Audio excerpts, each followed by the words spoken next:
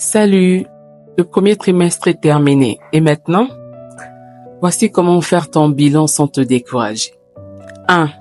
Célèbre ce qui a été accompli. Chaque pas compte, même les plus grands objectifs commencent toujours par des petits détails. Il est très facile de se focaliser sur ce qui n'a pas fonctionné. Mais il est crucial de reconnaître et de célébrer les succès, petits ou grands. Cela renforce la confiance et la motivation.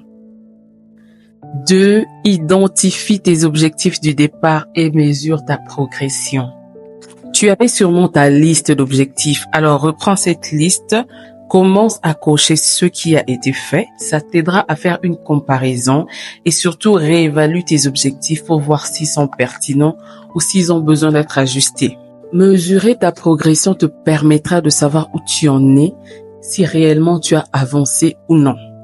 3. Analyse tes échecs ou tes erreurs avec bienveillance. Arrête de te flageller. Considère ces échecs comme des opportunités d'apprentissage. Il y a toujours des leçons à tirer, tu sais. Pose-toi des questions du genre, qu'est-ce qui n'a pas fonctionné?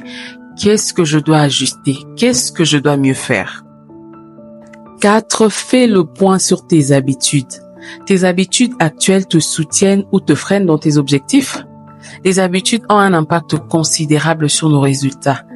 N'hésitons pas à cultiver de nouvelles habitudes si elles peuvent nous permettre d'atteindre nos objectifs. 5. Se reconnecter à sa vision. Te souvenir de pourquoi tu avais fixé ces objectifs et cultiver la constance, la persévérance. Garde une attitude positive. La positivité attire des résultats positifs et nous aide à surmonter les obstacles. Alors, au lieu de regarder le verre à moitié vide, considère le verre à moitié plein. 6e et dernier point, planifie le prochain trimestre. Tu peux reprendre ce qui n'a pas été réalisé au premier et faire un plan pour le deuxième sur base de ta vision à long terme. Les petits objectifs sont censés répondre à une vision à long terme. Tu peux pas éclater en objectif ce qui n'est pas grand, d'accord?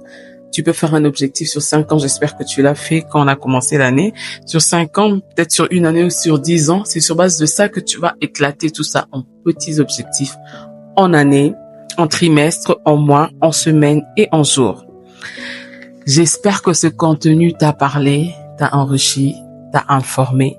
Je te retrouve bientôt pour un autre contenu. Merci de m'avoir suivi.